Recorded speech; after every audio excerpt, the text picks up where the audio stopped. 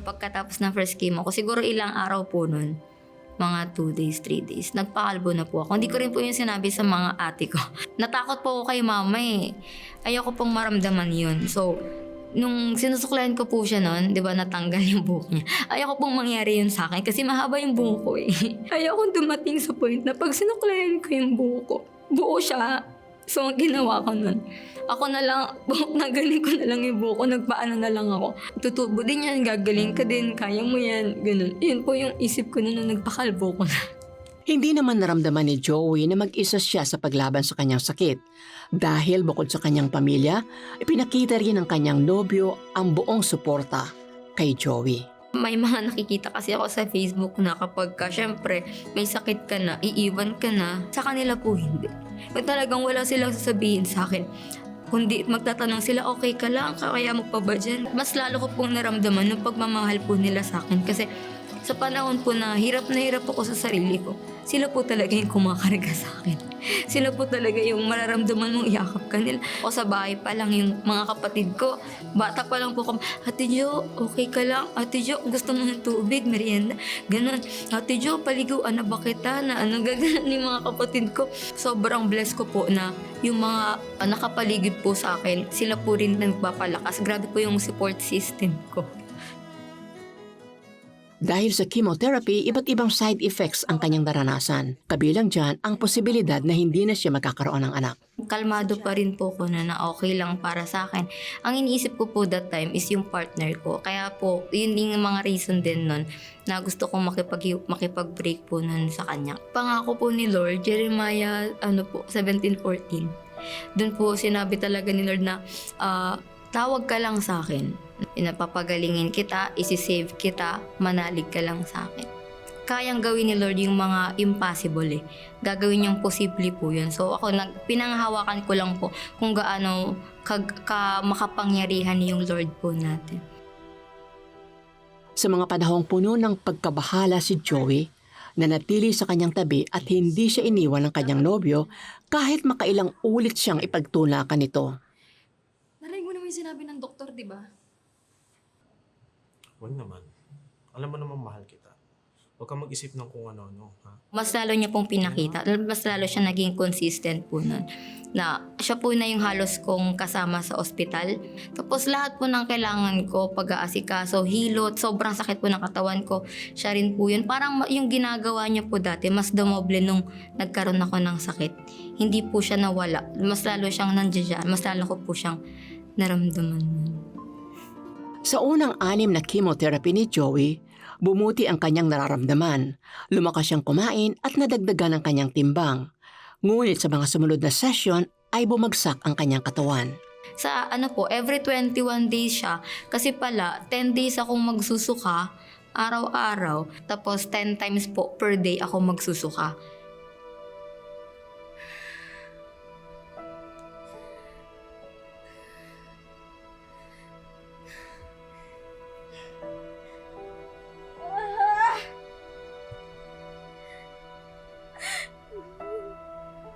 Lord, pwede ba kunin mo na lang ako? Huwag mo na po akong pahirapan ng ganito.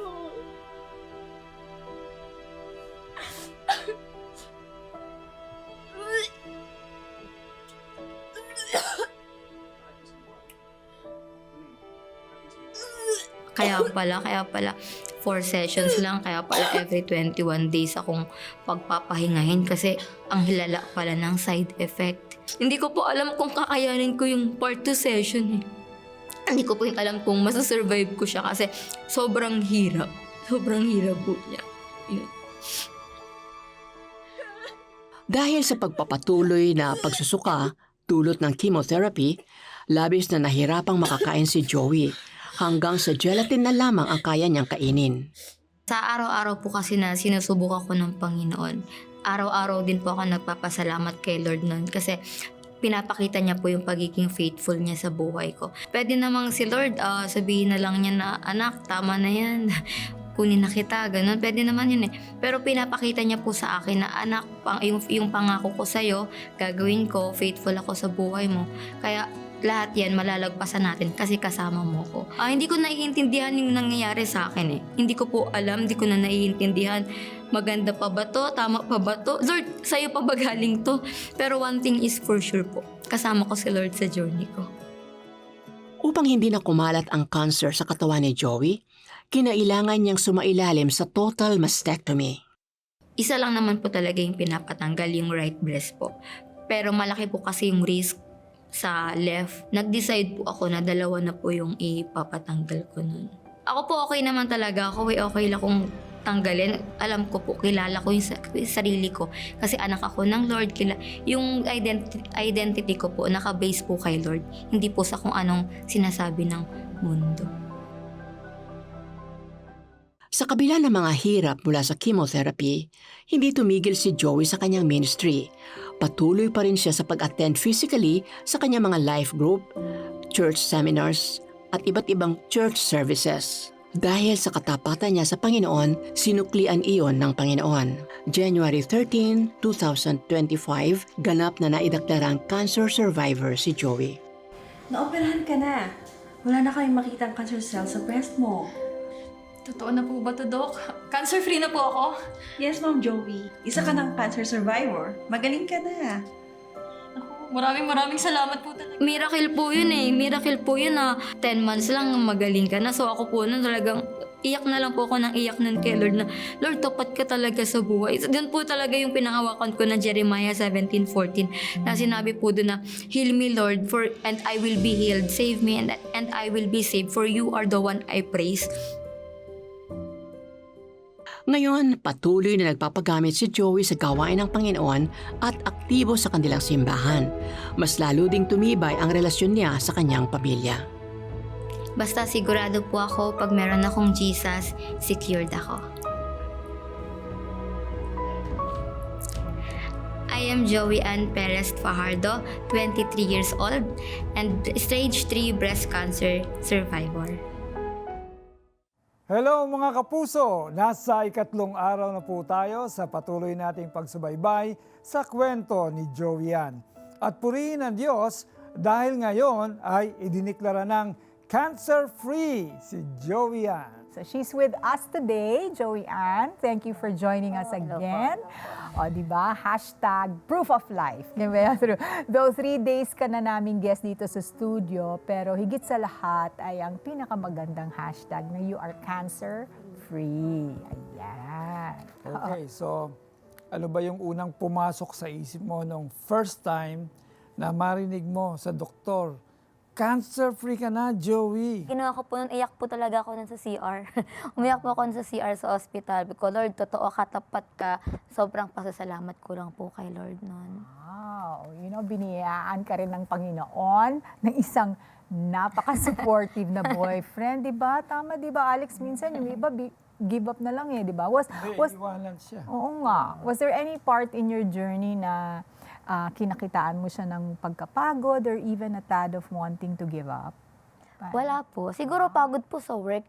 Pero yung pagod po na asikasuhin ako, wala po. Kasi after niya po sa trabaho, pupunta yan araw-araw sa bahay. Para po ako naman yung asikasuhin niya, hilutin niya ako. Grabe po yung pagka-asikaso niya talaga. No? Binigay din siya talaga ni Lord yung boyfriend niya. Gobe po talaga. God's best talaga. Medyo tumaba siya. No? Monster talaga. Anong sabi niya nung naalaman niya na malaki ang posibilidad na hindi ka na mabuntis dahil sa chemotherapy? Siyempre, normal yun no? At hindi pa yun. Nag-decide ka pa na sumailalim na sa total mastectomy. Opo. Actually po, nung panahon po na yon, talagang go lang siya, push niya po ako. Sabi niya, huwag mong isipin yan. Kung ano yung makakapagpabuhay sa'yo, makakapagpagaling sa'yo, gawin mo. Siya nga rin po yung nag-push po sa akin, magpa-mastectomy po. Wow. Talagang niya, gawin mo yan. Kung kailangan na buhay ka pa, papakasalan pa kita. Mga ganun pa po siya. So, Grabe po yung love Sinishare ba niya. niya sa'yo kung ano yung motivation niya? Bakit napaka-stubborn ng love niya? Sinishare ba niya? Or he's just really Stubborn lang po talaga siya. Oh, Siya po mismo yung stubborn. ginagamit siya ni Opo. Lord talaga Opo. to be a Oo. channel. A love story came out of this Yeah. challenge. Oo. So ngayon naman, kumusta na kayo ngayon? Okay naman po, praise the Lord po. Masaya, nag-work na po kami ulit. Ako, bumalik na po sa trabaho. Okay naman po kami. And yun po, lagi niya po akong sinasabihan, papakasalan kita, papakasalan pa kita. Ayan Nag-iipon po siya ngayon para sa future. Susunod na plano nila. Balitaan mo na lang kami. Oo nga. Opo. Joey, lahat ng mga may malubhang sakit ay nagdadasal na pagalingin sila ng Panginoon. Diba? Merong gumagaling, meron namang hindi. Ano? Bilang pasyente at cancer survivor, ano ang natutunan mo na gusto mong sabihin sa mga taong dumadaan sa malubhang sakit? Maraming nanonood sa atin eh. Ayan, Ano so, natutunan yun mo? po, siguro ang pinaka na gusto ko pong sabihin sa inyo is, lapit po, kapit lang po talaga kay Lord. Parang yung wag po nating hayaan na yung mga sakit natin or kung ano yung pinagdadaanan natin sa buhay, ang maging rason para lumayo tayo kay Lord. Pero yun po yung maging rason para mas lumapit pa tayo sa Kanya. Sa Kanya po merong hope, merong talagang pag-asa. Sa Kanya po sigurado na ligtas tayo at meron tayong patutunguhan talaga na maayos po in ending po natin. So laban po, kapit lang po tayo kay Lord. Amen. Thank you. Ano naman ang natutunan mo at nais mong sabihin sa mga mahal mo sa buhay? Yung mga dumadaan sa mga malubhang sakit? Yun po sa mga mahal, sa mga nag-aasikaso po sa mga may sakit, ayan po, unang-una po gusto ko pong sabihin sa inyo na maraming salamat po. Maraming salamat po sa pag-aasikaso, sa pagmamahal, na hindi nyo po pinapakita sa kanila na burden sila. So siguro po, intindihin lang po natin sila ng more kasi kahit po yung mga pasyente, hindi na rin nila maintindihan yung sarili nila eh. Pero intindihin po natin sila ng mas malalim pa. And yun po, maraming salamat po kasi grabe po yung pagmamahalin nyo sa mga may sakit po. Ayan. Be kind, ika Opo. nga. Diba? Sa higit 30 years na pagsasayang papawid ng The 700 Club Asia, ang lagi po naming mensahe ay pag-asa. We pray for healing, but we never give false hopes. As we share with you the ultimate hope, He is the hope of the living and the dead. His name is Jesus. Sabi po sa Romans chapter 14 verse 8, "For if we live to the Lord, and if we die to the Lord. So then, whether we live or whether we die, we are the Lord's." Sa buhay man at kamatayan, kasama po natin ang Panginoong Yesus. Ang ayon po sa Hebrews 10:23, "Let's hold firmly to the confession of our hope without wavering, for He who promised is faithful." Kung ikaw na nanonood sa amin ngayon, ay nais mong kumapit kay Jesus, ang ating ultimate hope, kapatid, sabihin mo lang dahil siya mismo ang hahawak sa iyo. Sabayan po ninyo ako sa panalangin. Panginoong Jesus, marami pong salamat sapagkat sa buhay na ito, Lord God, meron pong pag-asa. At kailangan po namin ang tagapagligtas na walang iba kundi po kayo. Lord, patawarin mo ako sa lahat ng aking mga kasalanan, sa lahat ng aking mga desisyon, Panginoon, sa buhay na hindi po nakalugod sa iyo. Lord, tinatanggap kita sa aking puso bilang aking Panginoon at sariling tagapagligtas. Mula ngayon, Panginoon, ako po ay aasa na gagabayan niyo ako, iingatan niyo ako, at tutulungan sa lahat po ng mga hamon na aking kakaharapin sa buhay. At alam ko, O Diyos, na ikaw po ay handang manahan sa akin. Sa kabila ng hindi ko po deserve, Panginoon, ang iyong pagmamahal. Salamat po, Panginoon. Sa pangalan ni Jesus. Amen. Amen. Maraming salamat, Joey, okay, sa pagbabahagi ng journey mo sa loob ng 3 araw. He allowed you to go through all the things that you went through mula noong bata ka hanggang sa blow-by-blow account mo ng pakikipaglaban mo sa breast cancer. And now that you have finally conquered the big C through Christ, may assignment pa sa'yo ang Panginoon dito sa mundo ng mga buhay. Okay, so but before we let you go, let us pray for you. Panginoon, maraming salamat sa iyong paggalaw sa buhay ni Joey Ann. Lord, we give you back all glory, all honor, and all praise, Father.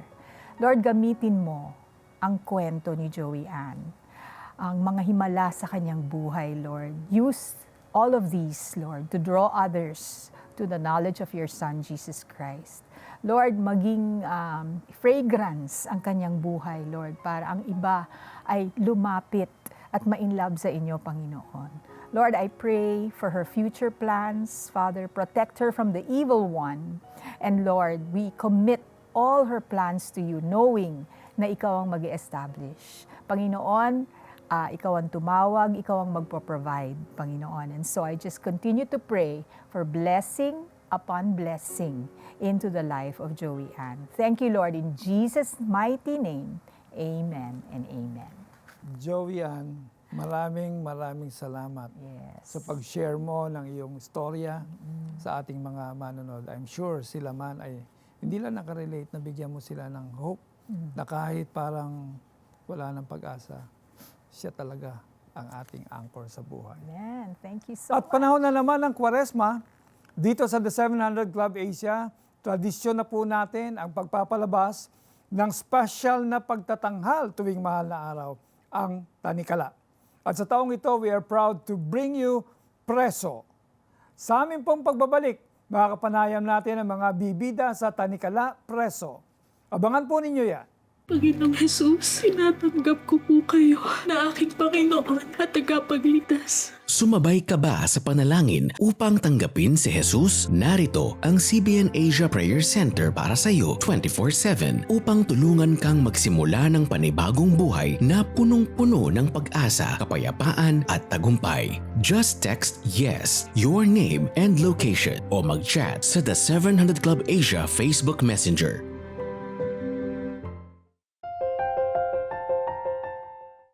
Dumaraan ka ba sa mga hamon? Ngayong nalalapit na mahal na araw, ating pagbulayan ang mga hamong napagtagumpayan ni Jesus para sa atin. Mababasa ito sa Reflection and Awe, Lent's Purpose Devotional Series. Donate 500 pesos to CBN Asia at matatanggap mo ang exclusive gift na ito. Hindi lang yan, makapagbibigay pag-asa at tulong ka pa sa marami nating kababayan. Kaya donate na and become a CBN Asia partner now. Pare, kamusta ka? Eto, Pastor. Naghihintay ng kamatayan.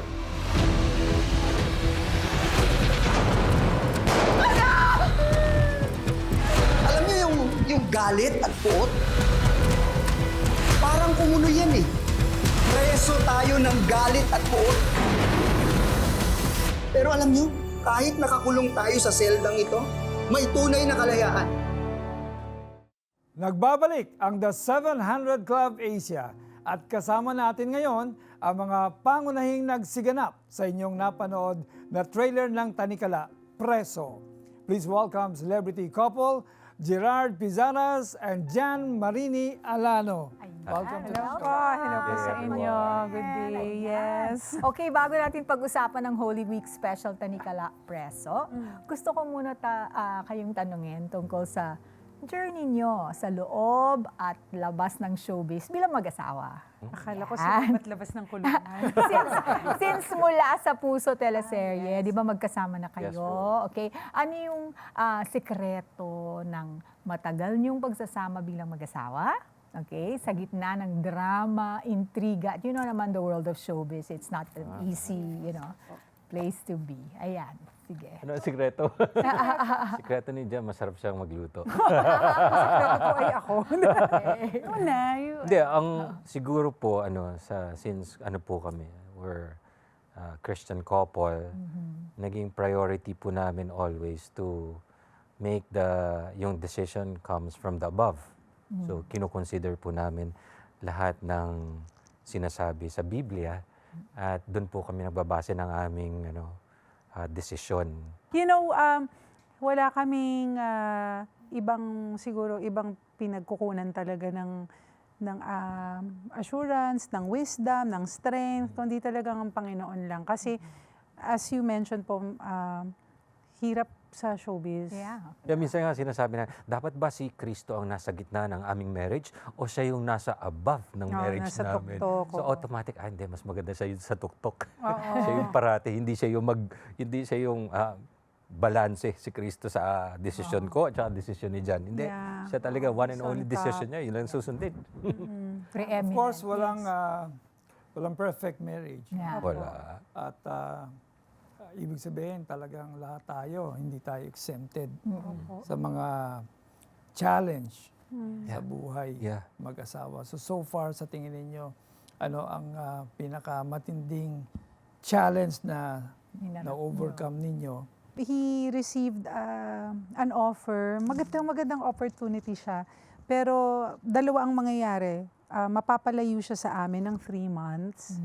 And ang isa would be, he will be alone in those 3 months. Hindi naman kami yung pwedeng dumalaw sa kanya.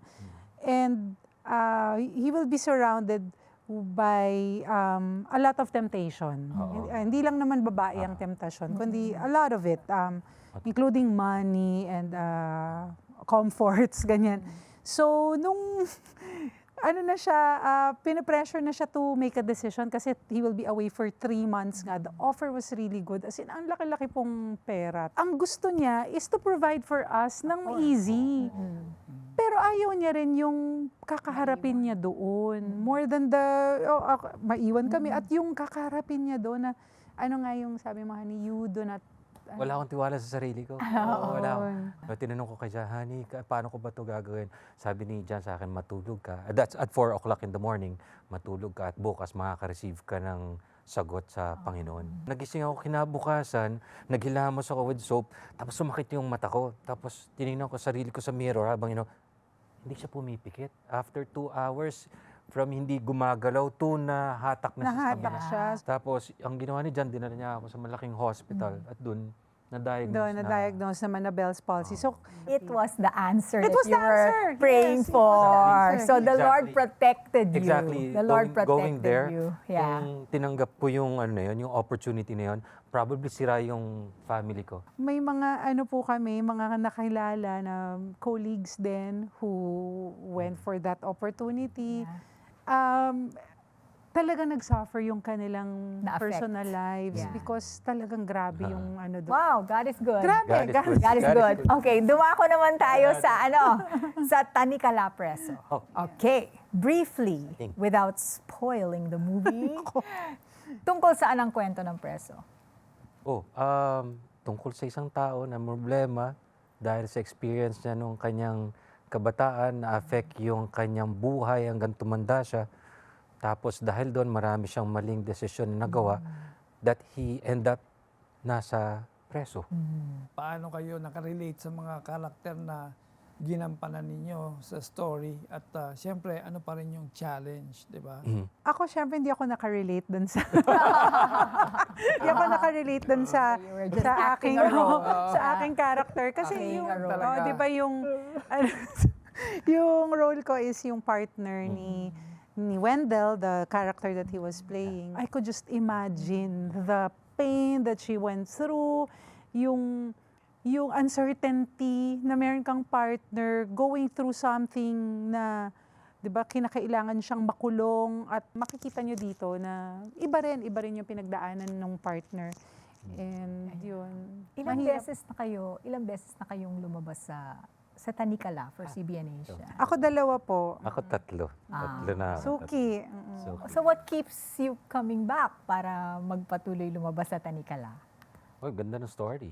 Ang story is most important for us na may natututunan yung viewers. Okay. Tinatunan kasi namin tong aming pagiging artista as part of our ministry. Yes. So, pag nagkaroon ng pagkakataon na gagamit yung aming skills and gifts para sa Panginoon Diyos, iti-take talaga namin yung opportunity to be part of it.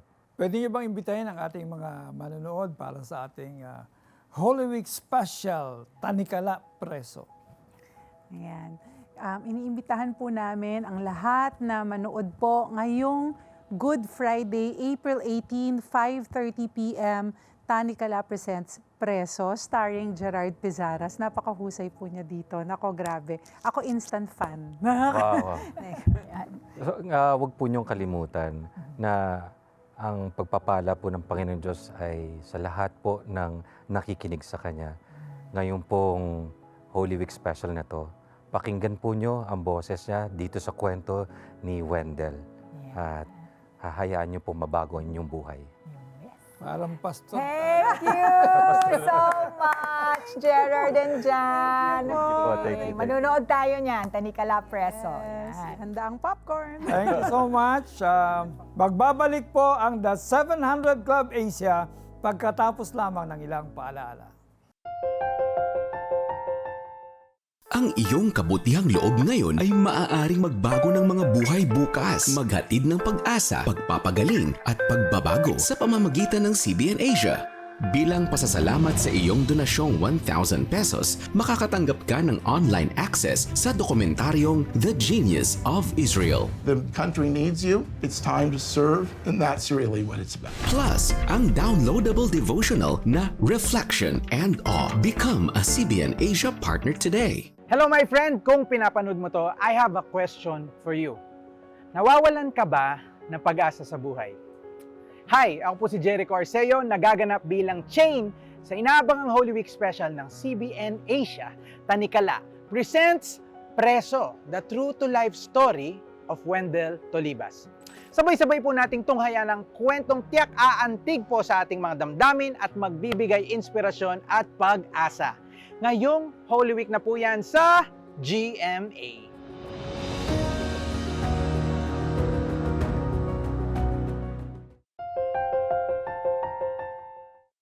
As we close, we want to leave you with this verse in Hebrews 12:1-2. Therefore, since we have so great a cloud of witnesses surrounding us, let us also lay aside every encumbrance and the sin which so easily entangles us, and let us run with endurance the race that is set before us, fixing our eyes on Jesus, the author and perfecter of faith, who for the joy set before him endured the cross, despising the shame, and has sat down at the right hand of the throne of God.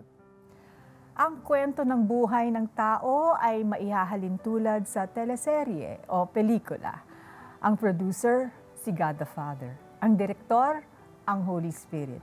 At yung nabanggit doon sa verse na cloud of witnesses, yun ang audience. Siyempre, sa pelikula, may bida at kontrabida. Sino ang bida? Si Jesus Christ, siyempre. Ang kontrabida, siyempre, si Satan. Ano tayo? Supporting actors daw. Ang tanong, supporting actors ba tayo ng bida o ng kontrabida? Kayo, anong gusto nyo? Supporting actor ng bida o supporting actor ng kontrabida? Naku, siyempre sa bida tayo. O sa panalo. Oo, may reward yun eh. Remember, malapit na nga ang awards night. Parang na-imagine ko na. And the best supporting actor is ang trophy, yung malaking tinidor. Sa kontrabida yon. Ano naman yung trophy ng supporting actor na bida? Nako, ewan ko, bahala na kayong mag-isip.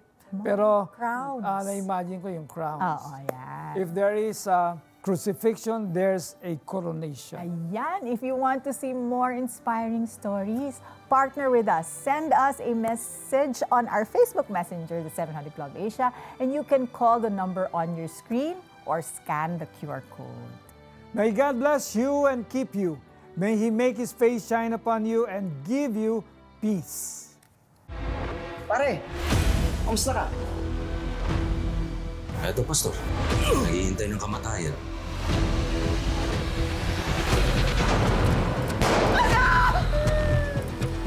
Alam niyo yung galit at puot? Parang kumulo yan eh. Preso tayo ng galit at puot. Pero alam niyo, kahit nakakulong tayo sa seldang ito, may tunay na kalayaan.